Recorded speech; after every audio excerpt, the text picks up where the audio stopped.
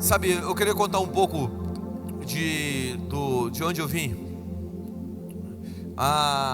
Os meus pais, eles se conheceram numa cidade do interior de Goiás chamada Formosa. Quem nasce lá não é formosense, é Formoso. Eu nasci lá, então eu sou formosense. Eu nasci nessa cidade e meus pais se conheceram lá. E meu pai é um fazendeiro, meu pai era um fazendeiro. Ele é um fazendeiro ainda, ele é um pastor fazendeiro. Então o que meu pai fazia? Qual era o trabalho dele? Ele comprava fazenda, formava fazenda e vendia fazenda. E ele criava lá umas vacas lá na fazenda dele também, em uma das fazendas dele. Na outra fazenda ele criava uns boi também. Mas o pai do meu pai era um fazendeiro também. O pai do meu pai, ele teve 11 filhos e adotou 9, sendo que os 9 tinham deficiência. Meu avô era um cara incrível, cara. A minha avó, a mãe do meu pai, ela morreu quando meu pai tinha 3 anos, no nascimento do irmão mais novo do meu pai. Quando ela foi morrer na noite, no dia que ela morreu, naquela manhã, antes dela morrer naquela noite, eles moravam numa fazenda e as casas de fazenda não tinha forro, sabe? Não tinha nenhum forro, então tinha aqueles umbrais, né? Aquelas marquises, né? Não tinha forro, então você via o telhado feito de telha de barro. Então, antes dela morrer, ela chamou a irmã mais velha do meu pai e falou bem assim: olha, eu vou morrer essa noite. Jesus falou que ele vai me buscar essa noite. E nisso uma pomba branca entrou e sentou na cabeceira da cama. Eles espantavam a pomba subia, voava e ficava ali em cima, ali naquela marquise da casa. E eles saíam, a pomba voltava e ficava ali no umbral, na cabeceira da cama. E ela falou: Jesus vai me buscar essa noite, eu vou para o céu nessa noite. Só que a minha avó nunca tinha ido numa igreja, minha avó cresceu na fazenda, ela teve um encontro com o Senhor sozinha. E ela falou bem assim: ó, avisa para o seu pai, para ele cuidar dos filhos e para ele cuidar em especial do Ademar, que é meu pai, porque Deus tem algo com a vida dele e com as próximas gerações que virá dele. Naquela noite ela faleceu. Meu avô nunca mais casou e ele cuidou de todos os filhos e dos mais 9. Então, quando meu pai foi para o exército, quando ele tinha 18 para 19 anos, quando ele saiu do exército com 19 anos, o meu avô faleceu. Então o meu pai, desde os 19 anos, ele não teve ninguém assim perto dele, né? E a irmã mais velha que cuidou dele. E meu pai se tornou então um católico apostólico romano praticante. Então ele era assim fervoroso. Todo domingo de manhã ele ia para a igreja católica. Ele ficava lá na igreja católica e tinha todas aquelas coisas lá que quem já foi sabe. Eu nunca fui, então não sei, mas quem foi sabe. E num dia que meu pai viajava muito, sabe? Então ele não parava em casa por causa das fazendas. E minha mãe eles casaram e eles mudaram para Brasília, que é a cidade que eu moro. E meu pai comprou um apartamento que fazia parede com um apartamento de uma família que tinha entregado a vida para Jesus, uma família cristã protestante, e ali batista. E eles eram mais ou menos em 8 ou 9 irmãos, e todos eles eram músicos. Então quando eles se juntavam para fazer o culto doméstico, um tocava piano, um tocava violino, um tocava violão. Então virava meio o louvor da igreja, sabe? Ali naquele lugar. E minha mãe se encostava ali na parede e ouvia as músicas. Um dia ela chegou e bateu na porta da casa e falou assim: eu posso participar da reunião que vocês fazem? Eu falei assim: claro. Ela entrou para aquela casa, então ela entregou a vida para Jesus. E ela começou a orar pela vida do meu pai. E ela orou 6 meses pela vida do meu pai. Então meu pai chega de uma viagem. Depois desses 6 meses ele chega de uma viagem, toma um banho, senta na sala para poder dar uma desacelerada. E quando ele está na sala, uma luz entra pela janela, bate no peito dele, ele cai no chão. E uma voz sai do meio da luz dizendo: o vento sopra, não sabe para onde vai nem para onde vem, assim é todo aquele que é nascido do Espírito. E ele é batizado do Espírito Santo sem nunca ter ido na igreja. E ele começa a falar em línguas. E ele pega, espera o culto de domingo, vai para o culto de domingo na igreja. Chega no culto de domingo na igreja, A igreja era uma igreja batista tradicional. Ele levanta a mão no meio do culto e começa a falar em línguas. O pastor vira para ele e fala: o que você está fazendo? Ele falou assim: não, eu não sei o que eu estou fazendo. Ele falou: não, você está num nível muito hard, vai embora. Ele expulsou ele da igreja. E meu pai conseguiu ser expulso no primeiro dia de igreja dele.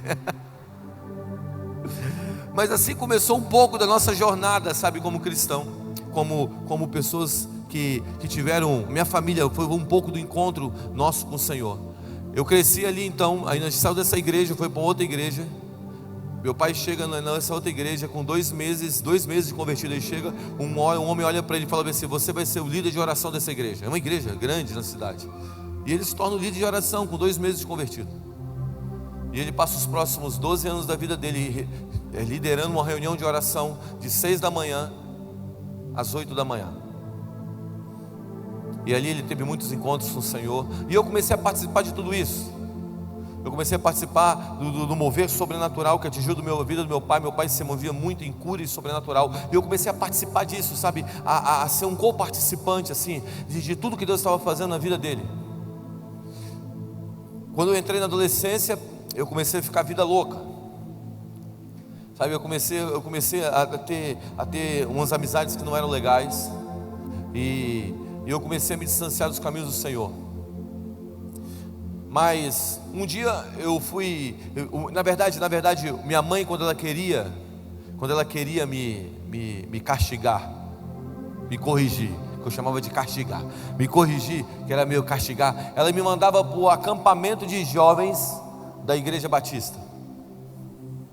Você tem que ir para o acampamento, eu não vou. Você tem que ir, eu não vou. Aí, estava nessa época do ano, época de carnaval. E ela: você vai para o acampamento, eu não vou. Você vai, eu não vou. Eu só vou se você me der 2 camisas da Bad Boy. Eu tenho 38 anos. A camisa da Bad Boy na minha época era um símbolo, lá na minha cidade, eu não sei aqui, mas lá na minha cidade era um símbolo de rebeldia. Então eu falei bem assim: só vou se você me der 2 camisas da Bad Boy. Naquela época, o que era símbolo de rebeldia? A camisa da Bad Boy, o bermudão da Ciclone. Alguém conheceu aqui o bermudão da Ciclone? O bermudão da Ciclone tinha 25 mil bolsos. Era um bolso dentro do outro bolso, dentro do outro bolso, dentro do outro bolso, dentro do outro bolso, dentro do bolso. Aí era o bermudão da Ciclone. Tinha um monte de compartimento secreto que você dava a volta assim, né? E a sandália da Kenner. Alguém lembra da sandália da Kenner? A sandália da Kenner tinha um solado tão duro, se pegasse na canela era fratura exposta. E aí eu falei: mãe, só vou se você me der 2. Tá bom, eu te dou 2. Ela me deu 2 camisas e eu fui lá para o retiro de carnaval. E eu estava ali na última cadeira, sentado no último lugar, sabe? E nem aí para tudo que estava acontecendo, mascando um chiclete lá na última cadeira, sentado. E um monte de gente buscando Deus, e eu lá atrás, igual um mané. Passados os seus dias, chegou domingo de manhã.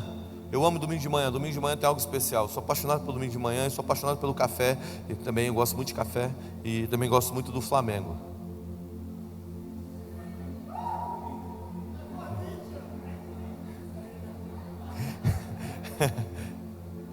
Aqui só tem corintiano, né? Tá bom, daqui a pouco eu faço uma piadinha para vocês ficarem felizes. Não com o Corinthians, mas com alguém. E aí eu estava lá então. Eu estava lá então nesse acampamento. E domingo de manhã eu não tinha feito nenhum jejum. Eu não estava nem aí para aquele ambiente. Eu não estava nem conectado com nada. Eu estou sentado na última cadeira. De repente a minha mão esquerda começou a balançar. E a minha cabeça começou a pensar: por que minha mão esquerda está balançando? De repente o meu coração começou de verdade a queimar. Eu comecei a sentir algo que estava acontecendo dentro do meu coração. Aquela minha tremedeira da mão esquerda começou a passar para a mão direita. E eu comecei a tremer as 2 mãos. E eu estou tremendo as 2 mãos. E de repente a minha perna está tremendo. E meus amigos do lado: velho, o que está acontecendo com você, cara? E eu estou ali começando a tremer. E eu começo a chorar. E minha cabeça estava dizendo bem assim: o que está acontecendo comigo? Você já teve uma experiência com Deus que o teu coração te levou para um lugar que a sua mente não entendia? Então, está acontecendo mais ou menos isso comigo. O meu coração está queimando, o meu corpo está sendo afetado por algo de Deus, e eu estou ali começando a saculejar, e minha cabeça está dizendo o que está acontecendo comigo. Eu começo a chorar, chorar, chorar. De repente eu entro numa visão, e eu começo a ver jovens e jovens, e muitos jovens e jovens e jovens, e sobre esses jovens tinha um fogo. E esses jovens começavam a andar pelo Brasil, e o fogo do Senhor estava sobre eles. Eles atravessavam os oceanos, e o fogo do Senhor estava sobre eles. E havia espíritos, sabe, malignos na frente deles, e aqueles espíritos fugiam deles, e eles atropelavam os que ficavam. E mediante aquela visão, o Senhor começou a me falar bem assim naquela visão: ei, essa é uma geração que eu vou levantar em um tempo futuro, e você é um dos líderes dessa geração. Mas presta atenção, eu não tinha jejuado, não tinha orado, não tinha pagado o preço, eu estava lá atrás, caído lá, sabe, caí de gaiato, entrei de gaiato no navio, lá atrás. E de repente, eu estou lá assim, tremendo, estou chorando, estou tendo aquela visão. Aí de repente o pastor: ei, você que está aí atrás, você, garoto, levanta e vem aqui, o Senhor quer falar com você. Na verdade, Deus já estava falando comigo. E eu levantei e eu comecei a entrar no corredor principal assim do prédio que a gente estava se reunindo. E eu vim andando, só que eu estava com tanta vergonha com aquela minha camisa da Bad Boy, que eu comecei a tirar a roupa. E eu comecei a tirar a roupa, cara. E aí todo mundo: o cara está tirando a roupa, o que está acontecendo? Sai, demônio! E na verdade era o meu encontro com Deus. Eu estava rasgando, tirei a camisa, comecei a rasgar a camisa, assim no meio de todo mundo. Eu estava tendo uma experiência real com Deus.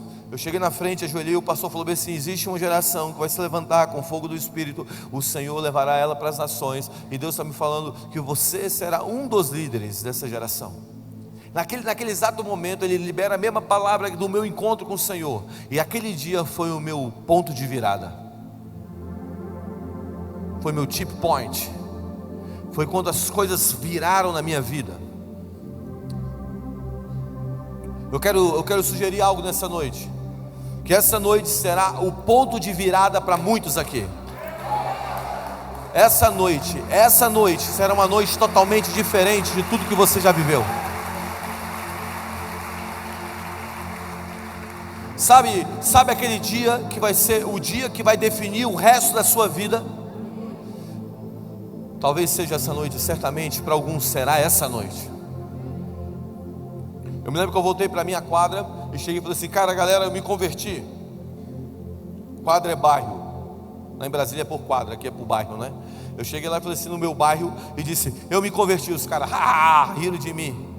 Dou uma semana, passou uma semana.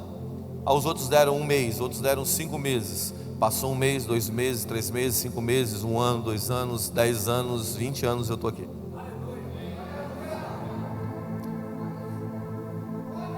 Existe um dia que é o dia do ponto de virada. É onde o Cronos se liga ao Kairos. O Cronos é o tempo cronológico, é aquele tempo que a gente não consegue segurar e parar. Kairos é o tempo oportuno, é a hora. E existe uma janela que está se formando para essa geração agora, para levantar essa geração para fazer coisas que nunca foram feitas. Essa é a sua noite. Está comigo? Sabe,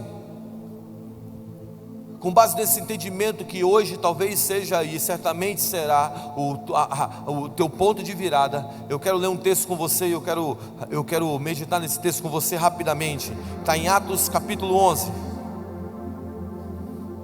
Atos capítulo 11, a partir do versículo 19, fala sobre o ponto de virada da igreja primitiva em Antioquia. E nós vamos entender como esse ponto de virada acontece. Atos 11, a partir do versículo 19, diz assim: os que foram dispersos pela perseguição que sucedeu por causa de Estevão, caminharam até a Fenícia, Chipre, Antioquia, não anunciando a ninguém a palavra senão somente aos judeus. E havia entre eles alguns varões de Chipre e de Cirene, os quais entraram em Antioquia, falaram aos gregos, anunciando do Senhor Jesus. E a mão do Senhor era com eles, e grande número creu e se converteu ao Senhor. E chegou a fama dessas coisas aos ouvidos da igreja que estava em Jerusalém, e enviaram a Barnabé até Antioquia. o qual chegou e ouviu da graça de Deus e se alegrou e exortou a todos que com firmeza de coração permanecessem no Senhor, porque era homem bom, cheio do Espírito Santo e de fé. Diga homem bom, diga bondade, cheio do Espírito Santo e de fé. E muita gente se uniu ao Senhor, e partiu Barnabé para Tarso a buscar Saulo, e achando-o conduziu para Antioquia. E sucedeu que todo um ano se reuniram naquela igreja, ensinando muita gente em Antioquia, e foram os discípulos pela primeira vez chamados de cristãos. E foram os discípulos pela primeira vez chamados de cristãos. A primeira vez que aparece a palavra cristão na Bíblia, aparece no Evangelho, quando o Evangelho está sendo pregado em Antioquia. Em Atos capítulo 11,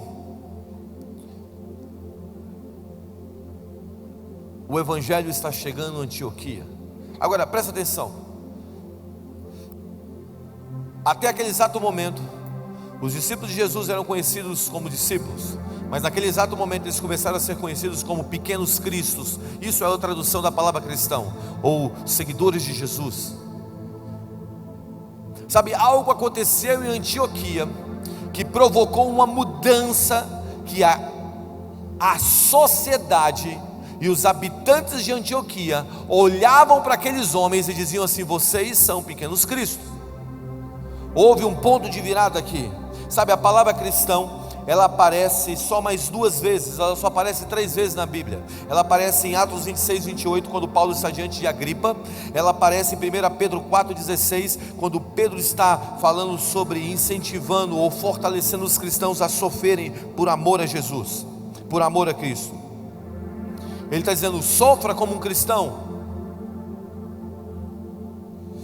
Agora, presta atenção, deixa eu te dar o contexto desse texto. Aqui o texto começa dizendo, bem assim: e os que foram dispersos pela perseguição que sucedeu por causa de Estevão, caminharam até a Fenícia, a Chipre e a Antioquia. Deixa eu te dar o contexto desse texto para você entender, cara. Atos capítulo 1, Jesus faz uma promessa, dizendo bem assim, ou melhor, ele libera uma palavra, dizendo bem assim: ficai em Jerusalém até que seja revestido do alto do meu Espírito.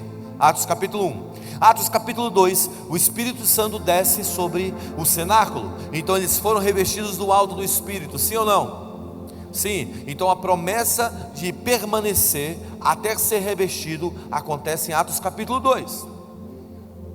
Atos capítulo 3, depois de ser revestido do Espírito, eles continuam em Jerusalém. Atos capítulo 4, depois de eles terem sido revestidos do Espírito, eles continuam em Jerusalém. Atos capítulo 5, depois de eles terem sido revestidos do Espírito, eles ficam em Jerusalém. Atos capítulo 6, depois de eles terem sido revestidos do Espírito, eles continuam em Jerusalém. Agora entenda algo, é 1 ano para cada capítulo, ok? Cronologicamente, então já se passava capítulo 3, 1 ano, capítulo 4, 1 ano, capítulo 5, 1 ano, capítulo 6 são 2 anos de história, 2 anos. Então no capítulo 7, depois de 6 anos, Estevão está prestes a ser apedrejado. Então 6 anos depois, eles continuam em Jerusalém, mesmo depois de terem sido revestidos do alto. E a promessa era: seja revestido e se torne testemunha. Deixa eu abrir um parênteses aqui. Sabe, muitas vezes nós não entendemos o que é se tornar uma testemunha. Nós queremos testemunhar a respeito de algo, mas Deus quer que nós nos tornemos uma testemunha. Você se lembra quando os discípulos de Jesus chegaram até ele e disseram bem assim: Jesus, esses caras aí estão com a gente há alguns dias, eles estão com fome, manda eles às aldeias, às tribos, para que eles possam comer e matar a fome, porque eles já estão exaustos. Aí Jesus virou para eles e falou: dê vocês a eles de comer. Falar com Jesus é oração, ok? Quando você está falando com Jesus, na verdade você está orando. Então os discípulos estavam orando, dizendo: ei, deixa eles irem. Jesus estava dizendo: seja a resposta da sua oração. Jesus estava falando: pare de orar e seja a resposta da sua oração. Que você precisa se tornar testemunha. É isso que Jesus estava fazendo ali. Voltando, então para cada capítulo é 1 ano. Então 6 anos depois, ali ainda estavam ali. Estevão então está prestes a ser apedrejado.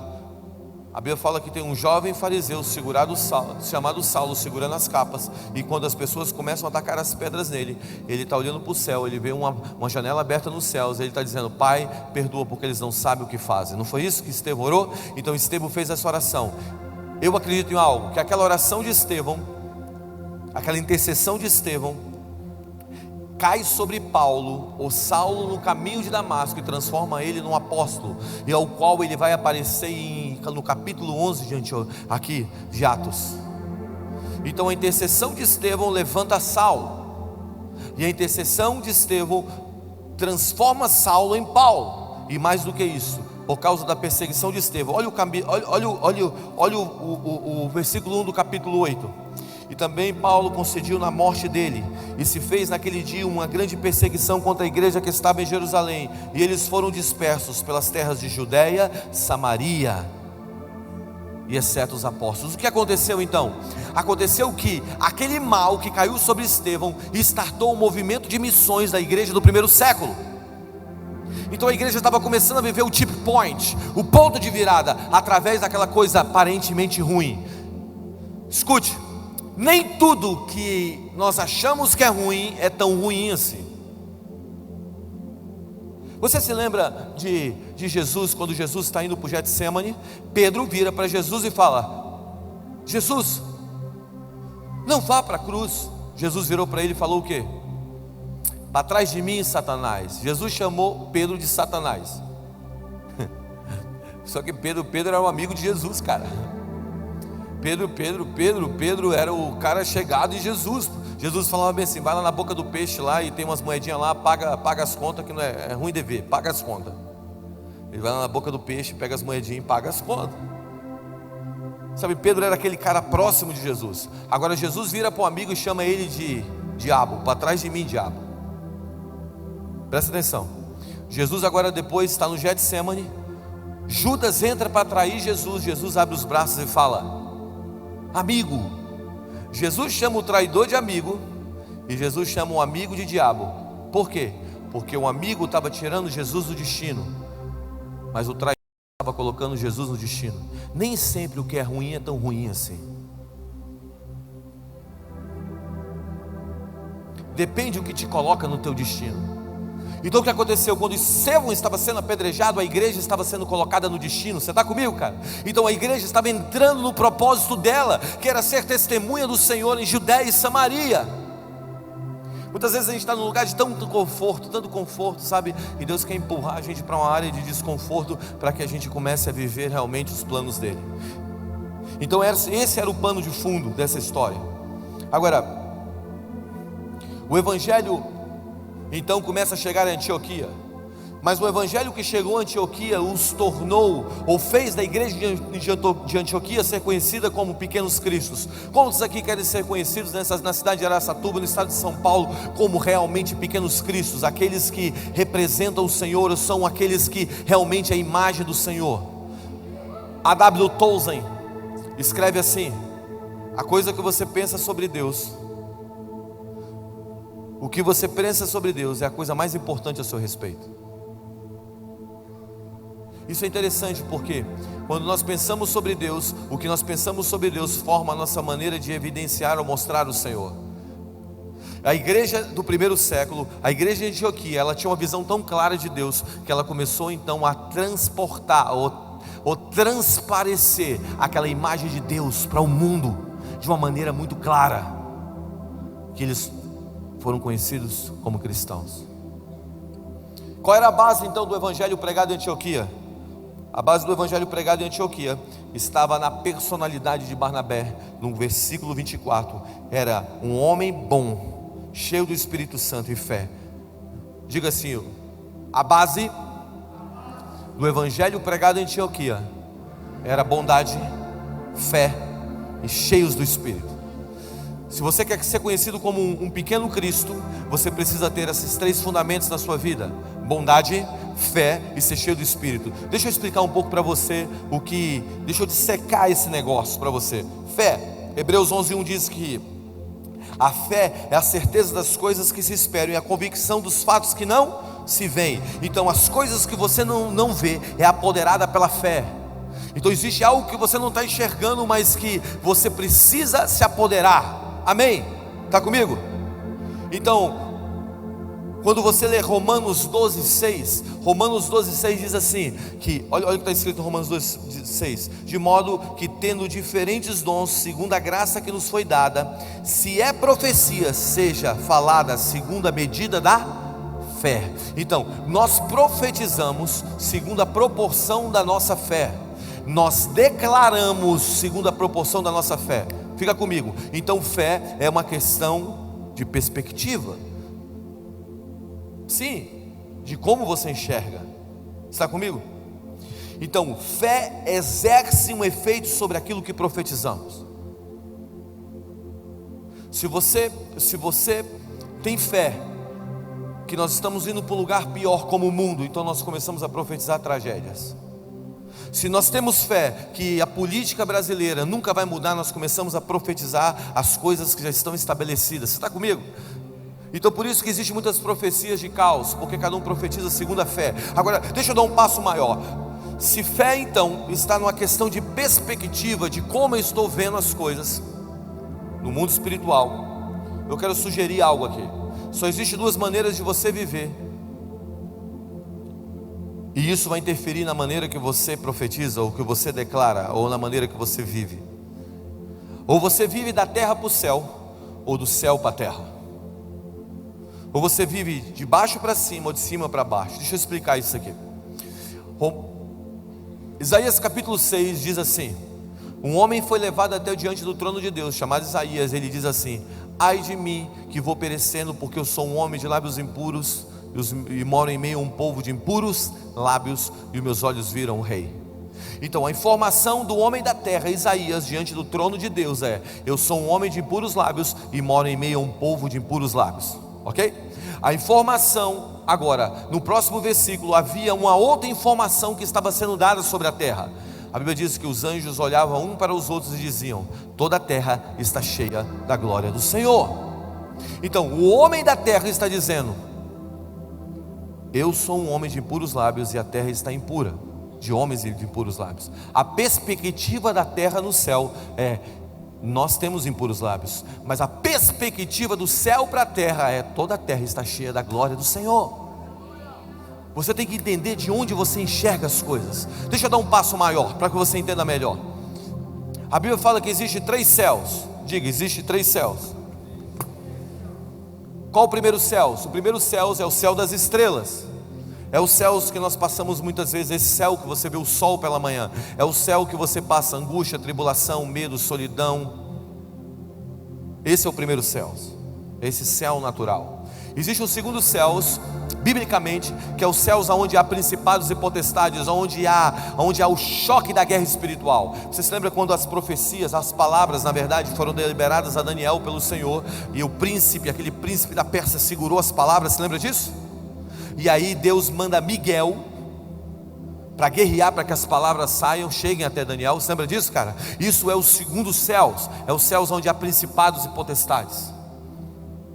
Mas existe um terceiro céus, que é chamado céus dos céus, ou céus do Senhor.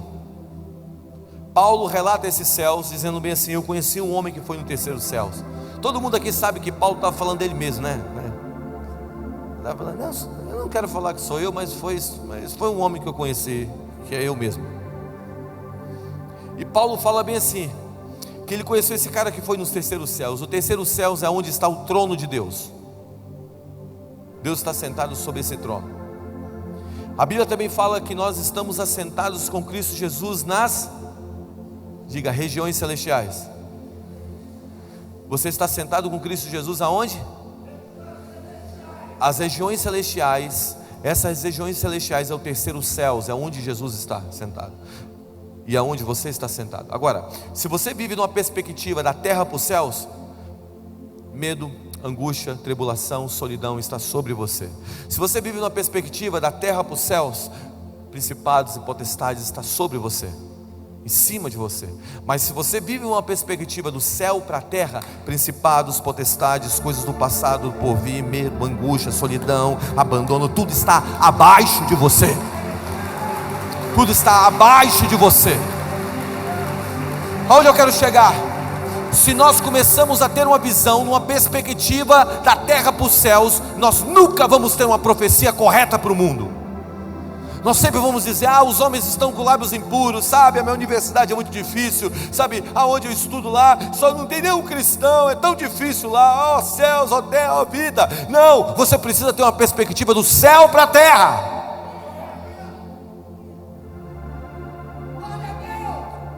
Você precisa ter uma visão do que os céus está, e como os céus está, olhando para o mundo. A grande verdade é que nós, como cristãos, nós estamos olhando as mazelas, e nós estamos vendo a situação da terra, e nós estamos dizendo bem assim: isso mesmo, vai continuar assim, as coisas vão piorar. Romanos 12:6 fala que nós profetizamos segundo a nossa fé. Presta atenção, a fé não nega os fatos, mas a fé não coloca os fatos numa posição de influência. Se você tem fé, você vai dizer bem assim: ok, eu não nego que a política brasileira está ruim, eu não nego que a minha universidade, a minha faculdade, o meu trabalho, as coisas não estão andando bem, mas eu nunca vou deixar que essas coisas tomem uma posição de influência.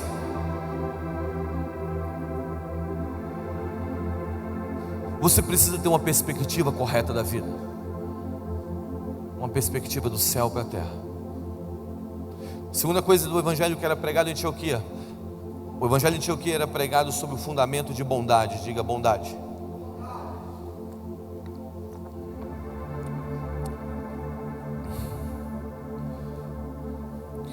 Deus é um Deus bom.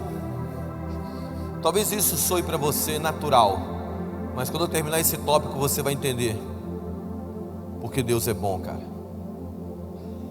Eu acredito que uma das maiores crises teológicas da igreja vai ser a bondade de Deus. É a minha opinião, pastor Samuel. Eu vou te explicar por quê. Eu disse, A.W. Tozer disse: a primeira coisa que vem na sua mente quando você pensa sobre Deus é a coisa mais importante a seu respeito. Nós somos feitos à imagem e semelhança de Deus. Então, se nós olhamos para Deus de uma maneira errada, nós iremos refletir Ele de uma maneira errada. Você se lembra quando aqueles discípulos de Jesus vieram para Jesus? Na verdade, aquele homem que tinha um filho, que desde pequeno aquele filho, ele era um filho que estava possesso, ele tinha problemas, ele caía em epilepsia. Os discípulos tentaram expulsar o demônio dele dali, tentaram curar ele, não deu certo. E aquele homem veio para Jesus, o pai daquele menino veio para Jesus e perguntou para Jesus: lê o texto, será que você pode fazer alguma coisa porque os seus discípulos não puderam? O mundo transfere a imagem daquilo que nós fazemos por Cristo, ou quando nós não conseguimos fazer por Cristo, para o Senhor. Você está comigo? Então, há uma importância em entender bondade. Tudo que Deus fez em bondade. Não há maldade em Deus. Deus é bom em todo tempo Ele é bom, e tudo que Ele faz é bom. Você está comigo? A Bíblia fala bem assim, que Deus fez, e disse Deus: haja luz, e houve luz. E no final do primeiro dia Deus disse que isso é bom. Deus faz as coisas no segundo dia, e chega no final do segundo dia Ele olha para trás e diz: isso é bom. Ele faz o terceiro dia, e quando ele chega no final do terceiro dia Ele olha para trás e diz o quê? Isso é bom. Ele faz o quarto dia, e quando ele termina de fazer as coisas que ele fez no quarto dia, ele olha para trás e diz o quê? Isso é bom. E ele faz o quinto dia, e quando ele chega no final do quinto dia, ele olha para trás e diz o quê? Isso é bom. E no sexto dia, a Bíblia fala que ele pega o barro e faz o homem, e dá o ruá, o sopro, o fôlego de vida, e o homem abre os olhos e se torna alma vivente. E Jesus olha para ele, Deus olha para ele e diz: isso é muito bom. Porque tudo que Deus faz em bondade. Deus é bom. Presta atenção. Eu só quero abrir um parênteses aqui, que não tem nada a ver com isso aqui. Mas tudo que Deus fez, Deus é bom. Tudo que Deus fez debaixo de bondade. Tudo que Deus faz debaixo de uma plataforma de bondade. Está comigo? Então, algumas pessoas dizem assim para mim. Uma pessoa virou para mim e disse assim: Guga, ouve isso aqui, cara. Ele virou para mim e falou assim: Guga, eu estou doente. Eu falei: você está doente? Eu falei assim: eu estou doente. Deus colocou uma doença aqui na minha vida. Sabe essa doença? Porque Deus está tratando o meu orgulho.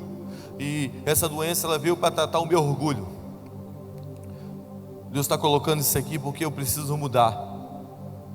Aí eu falei assim: é mesmo? Você está doente então porque Jesus colocou essa doença em você? Ele falou sim. Aí eu disse para ele: você está indo no hospital? Aí ele disse: estou indo no hospital. Então você está indo contra a vontade de Deus, porque se Deus colocou essa doença em você, você está indo no hospital, então você está indo contra a vontade de Deus no hospital. Fica com a doença e morre com ela. Presta atenção, gente. Não há lógica em pensar que Deus deu uma doença a alguém. Não há lógica, presta atenção. Se você descobrir que há um tumor em alguém que você ama, certamente você não irá recorrer a um médico que demonstre misericórdia, compaixão com aquele caroço, ou se sinta fascinado pela existência daquele caroço. Olha, que caroço lindo. Só há um julgamento aceitável. O juízo é a única razão aceitável, uma vez que seu amor por essa pessoa gera uma reação de cuidado e de enfrentar o mal. Não é verdade? O amor exige que haja uma luta pela pessoa ao qual amamos. Vivemos um mundo onde nós celebramos o julgamento de pessoas o tempo inteiro, porque nós não entendemos bondade. Nós começamos a dizer: não, o pecado, por causa do pecado Deus vai destruir essa cidade, por causa do pecado Deus vai trazer maldição sobre essa cidade. Presta atenção. Aí nós pegamos lá o texto de Sodoma e Gomorra. Deixa eu te falar uma coisa: Sodoma e Gomorra não foi destruída por causa do pecado. Não, está escrito lá, Guga, foi sim. Não, você leu errado. Sodoma e Gomorra não foi destruída por causa do pecado. Abraão chegou diante de Deus e disse assim: Deus, se tiver 10 justos naquela cidade, o Senhor não destrói aquela cidade? O que Deus falou? Sim, eu não destruo aquela cidade. Não, mas não tem 10 justos. Não, se tiver 5, você destrói aquela cidade. Você não destrói aquela cidade? Sim, se tiver 5 eu não destruo. Você lembra disso?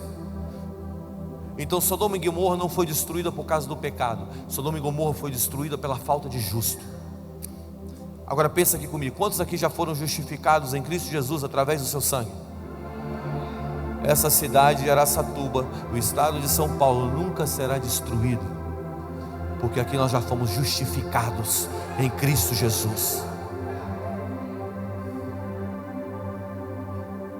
Só que nós pensamos, sabe, que Deus fica destruindo as coisas. Deixa eu te falar, se você esquecer tudo que eu falei aqui, não esquece isso que eu vou te dizer agora. Grava isso no seu coração e nunca mais esquece isso, tá? Isso aqui, ó.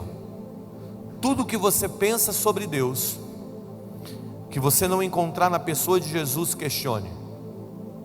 Tudo que você pensar sobre Deus, que você não encontrar na pessoa de Jesus, questione. Eu vou repetir de novo. Tudo que você pensa sobre Deus, que você não encontra na pessoa de Jesus, questione. Por quê? Porque Jesus é a revelação mais perfeita do Pai. Porque Jesus só fazia o que via o Pai fazer. Então presta atenção: Jesus só fez o que viu o Pai fazer. Então Jesus é a revelação mais perfeita do Pai. E Elias? Era Jesus em parte, havia partes que era dele. E Moisés? Havia uma parte messiânica dele. Então, e Samuel? Havia uma parte messiânica dele. E José? Havia uma parte messiânica dele. Mas Jesus é a revelação mais perfeita do Pai. Então presta atenção: tudo que você pensa sobre Deus que você não encontra em Jesus, questione. Como é que era então a reação de Jesus aos problemas? Eu estou tentando te dar o fundamento da bondade. Como é que era a reação de Jesus aos problemas? É fácil. Marcos capítulo 3. Olha como Jesus reagia aos problemas. Marcos 3, versículo 7. Marcos 3, 7 diz assim: e retirou-se Jesus com seus discípulos para o mar, seguiu uma grande multidão da Galiléia e da Judéia, de Jerusalém e de... além de Jordão e de perto de Tiro e de Sidom, uma grande multidão que, ouvindo quão grandes coisas faziam, vinham ter com ele. E disse aos seus discípulos que lhe tivessem sempre um barquinho junto dele, por causa da multidão, para que não os comprimisse, porque tinha curado a muitos, curado a muitos, de tal maneira que todos os quanto tinham algum mal arrojavam-se sobre ele para lhe tocarem. Presta atenção: qual era a reação de Jesus aos problemas? Curar a muitos.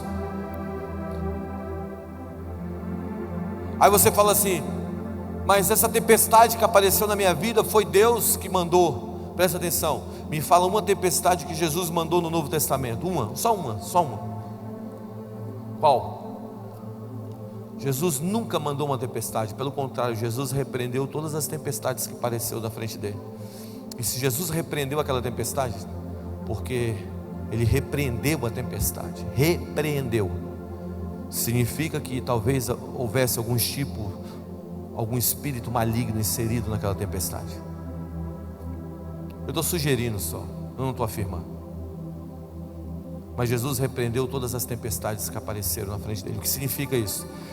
Muitas vezes nós estamos colocando tanta coisa na conta de Deus e nós estamos perdendo o entendimento da bondade de Deus. E se nós perdemos o entendimento que Deus é bom, isso também rouba o entendimento, sabe de quê, galera? De discernir. Porque se nós achamos que é Deus, nós não repreendemos, porque nós não repreendemos Deus. Mas quando você começa a reconhecer que isso não vem da natureza de Deus, você começa a se posicionar contra aquilo.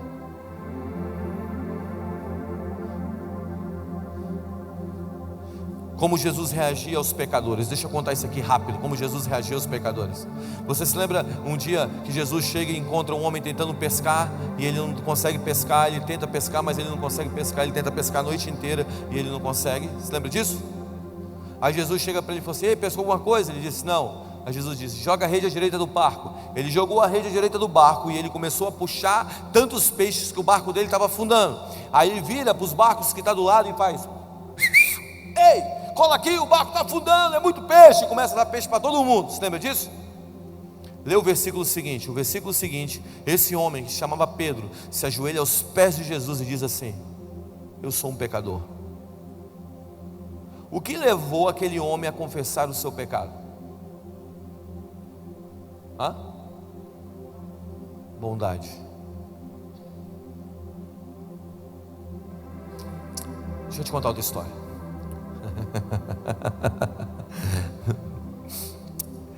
Jesus prega assim, cara. Ele fala bem assim antes de enviar os seus discípulos. É o seguinte, galera: eu vou mandar vocês vão fazer assim uma bagunça no mundo agora. O que vocês vão fazer? Vocês vão de 2 em 2. Entre nas cidades, busque um homem de paz, um homem justo da cidade, prega o evangelho. Se essa cidade não ouvir, vai embora. Limpa a poeira dos pés, haverá mais misericórdia para Sodoma e Gomorra do que para essa cidade. Você lembra disso? Jesus falou: busque um homem de paz, um homem justo da cidade. Não foi isso que ele falou? Ok. Alguns capítulos para frente, Jesus entra numa cidade, tem uma multidão assim ao redor dele, como era de praxe. E um cara chamado Zaqueu, ele sobe na árvore, um homem pequenininho. E Jesus olha para ele e fala assim: Zaqueu, desce depressa, porque hoje eu vou para a sua... Para onde? Mas Jesus falou que não era para buscar um homem justo e um homem de paz. Zaqueu era um homem justo? Zaqueu era um homem de paz? Tem uma coisa errada aqui. Zaqueu, desce. O que Jesus estava fazendo com ele? Jesus estava fazendo algo que realmente funciona com pecadores. Eu fico imaginando, imagina comigo, Jesus e Zaqueu indo para a casa de Zaqueu. Zaqueu desceu e Jesus ali andando, quietinho, calado, e Zaqueu do lado dele olhando para ele assim: Jesus, eu tenho um problema, Jesus. Fala, Zaqueu. Eu roubei pessoas. É mesmo, Zaqueu? Nós vamos jantar na sua casa. Mas eu roubei pessoas, Jesus. É, tá bom. Eu vou jantar na sua casa. E aí Zaqueu fala bem assim: mas eu vou fazer o seguinte, Jesus, eu vou pegar e vou devolver para esses caras, eu vou devolver muito mais do que eu roubei. E vou fazer mais, Jesus. Sabe o que eu vou fazer? Eu vou pegar metade da minha finança, de tudo que eu tenho, e vou dar aos pobres. O que levou Zaqueu a confessar e a exercer generosidade?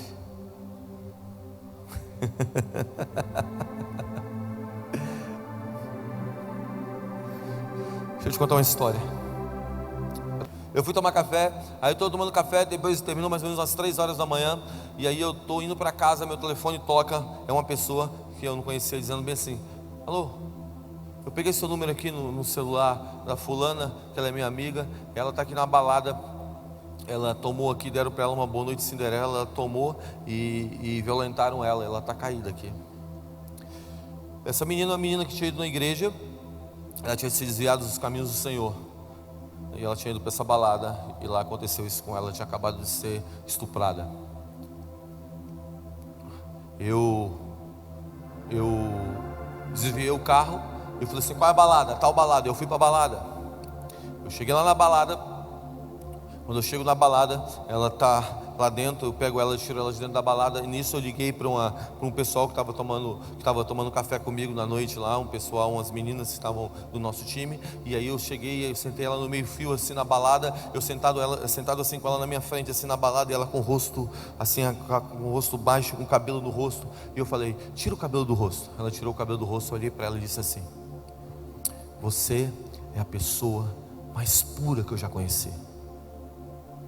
Você é a pessoa mais santa que eu já conheci. Não existe ninguém como você. Deus te fez com tanta beleza, Ele te cobriu de joias, com vestes brancas. Ela começava a chorar. Ela falou assim, para de falar isso. Eu falei assim, eu estou te falando quem você é. Eu peguei as meninas que estavam lá comigo, falei, leva ela para casa, dá um banho amanhã, 10 horas da manhã, a gente toma outro café.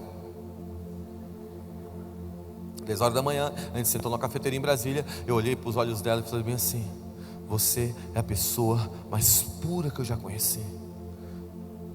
E comecei a falar a verdade de quem ela era, debaixo da perspectiva do céu para a terra e da bondade. Resultado, essa menina nunca mais se afastou dos caminhos do Senhor. Onde eu quero chegar? Que mais forte do que apontar o pecado é liberar o destino. Você se lembra quando Moisés, 40 anos depois, fugindo, ele era um fugitivo assassino. Era ou não era? De repente uma sarça aparece com fogo em cima. A sarça, Deus estava naquele lugar. Deus vira para ele e fala bem assim, você, Moisés, eu ouvi o clamor do povo no Egito, e você é o libertador. Deus poderia ter falado para ele, você é um assassino fugitivo. Mas o que Deus falou para ele? Você é um libertador, porque mais forte do que apontar o pecado é liberar o destino. Bondade. Presta atenção, eu namorei 6 anos, cara. Eu casei virgem. Eu amo santidade. Eu sou apaixonado por pureza. Eu viajei essa nação por 4, 5 anos fazendo o The Call, que é o movimento de pureza. Eu era um dos líderes desse movimento. Fiz assembleias solenes ao redor do Brasil inteiro. Aonde eu quero chegar? Eu vou encerrar com isso. Que eu tenho aprendido que a nossa visão de Deus reflete diretamente na nossa construção e nosso reflexo de Deus para o mundo. Vou te contar um último testemunho e vou encerrar com o terceiro e último ponto, sem pregar sobre ele, só chamando ele aqui. Eu namorei 6 anos, como eu falei para vocês. Nesses 6 anos de namoro, alguns momentos a gente deu uma esquentadinha, mas teve um dia que a gente esquentou muito, que foi assim, quase a gente já era. E a gente deu um beijo assim, e a gente foi um pouco além. Eu me lembro que a gente falou assim, cara, a gente tem que parar isso. E a gente parou, a gente tem que parar isso porque a gente ama Jesus e a gente não pode fazer isso. E a gente parou, e eu desci pro carro, peguei meu carro e comecei a dirigir para casa. E eu estava indo chorando, falando assim, Deus, pega aquela vara do céu, aquela vara que está na sua direita e me chicoteia. O Senhor precisa me corrigir porque eu acabei de pecar. E aquela condenação sobre mim gigante. E eu falando, Senhor, me bate, me corrige porque eu errei. Fala comigo qualquer coisa, me corrige. Cheguei na minha casa, saí, tinha um gramado assim na frente da casa que eu morava. E eu deitei naquele gramado e fiquei deitado no chão dizendo, Deus, pega o chicote e me chicoteia porque eu errei. E quando eu estava falando isso assim várias vezes, pedindo para Deus me corrigir, a única coisa que eu queria era estar com Ele. Eu estava deitado chorando muito no chão e a voz dele veio nos meus ouvidos dizendo, olha para o céu. E ele veio de novo no meu ouvido e disse, olha para o céu. E ele falou a terceira vez nos meus ouvidos, olhe para o céu. Eu sei que você vai acreditar nisso porque você é crente. Quando eu olhei para o céu, tinha um coração, cara, em volta da lua, desenhado. Ele me disse assim: eu te amo. Eu te amo. Sabe, isso entrou dentro de mim, arrancou dentro de mim, sabe, não só a condenação, mas todo o desejo de fazer qualquer coisa errada no outro dia, porque é o amor que encobre as multidões de pecados. A bondade de Deus é ela que vai nos fazer sermos conhecidos diante do mundo como cristãos. E o terceiro do tripé da igreja de Antioquia era serem cheios do Espírito. Cheios do Espírito. Não, presta atenção. Eles não eram meio cheios do Espírito. Eles eram cheios do Espírito. Não, eles não estavam vivendo, sabe, em uma medida pequena. Eles estavam vivendo uma medida extrema. Onde eu quero chegar? Que o Espírito de Deus era que capacitava aqueles homens a viver de uma perspectiva do céu para a terra, e o Espírito de Deus era que capacitava aqueles caras a viverem debaixo de um entendimento que era um entendimento de bondade. Olha o que eu vou te dizer, e eu encerro com isso hoje. Muitos de nós aqui queremos acelerar o processo em nossas vidas, e eu sinto realmente que Deus está começando a acelerar o processo na vida de alguns. Muitas vezes nós queremos que as coisas andem de uma maneira muito mais veloz, e nós queremos que Deus pegue a nossa vida e nos impulsione, mas muitas vezes para impulsionar, para gerar o punch para frente, Ele tensiona para trás. Você precisa entender, é como o arco. Quando Deus quer te empurrar para frente, muitas vezes Ele te puxa para trás. E o puxar para trás é você entender que Deus nunca te levaria a um lugar que Ele mesmo não está. É você confiar no Espírito Santo. Confiança é uma das coisas mais importantes na vida de um homem cristão. Você não precisa acelerar os seus passos. Você precisa ter certeza que o Espírito de Deus e o Senhor está contigo a cada passo. Você se lembra quando Davi estava trazendo a arca? Ele tentou trazer a primeira vez e fracassou. A arca fica na casa de Obed-edom por 3 meses. E depois de 3 meses Davi vem trazer a arca. E a Bíblia diz que ele dava 1, 2, 3, 4, 5, 6. No 6º passo ele parava e sacrificava um animal. Para quê? Para que ele tivesse a certeza que o 7º passo viria com a presença. 6 é o número do homem. Quando o homem queria aparecer, quando as coisas queriam perder, tomar o controle, quando o homem queria tomar o controle, esse é o simbolismo, essa é a metáfora desse texto. Quando o homem queria tomar o controle, ele falava assim: não, sacrifica, para que o 7º passo viesse com a presença. Sabe, Davi atrasou a caminhada, mas ele teve certeza que ele chegou com a presença. Nós precisamos muitas vezes atrasar a caminhada, mas ter a certeza que o 7º passo vai estar com a presença do Senhor. Aonde eu quero chegar? Quando nós começamos a honrar o Espírito de Deus, quando nós começamos a dizer: Espírito Santo, toma os meus dias, controla os meus dias, toma os meus pensamentos, toma o meu coração, toma os meus sentimentos, se apodere de mim por completo, que cada coisa que eu venha fazer, que cada pensamento que eu venha ter, seja direcionado por Ti. Quando nós começamos a viver dessa maneira, algo começa a acontecer dentro de nós, que começa a nos posicionar para uma vida na presença de Deus, que se tornará uma vida inabalável. E aí, cara, entra o lance, que o mundo começa a dizer bem assim: cara, esses caras são diferentes.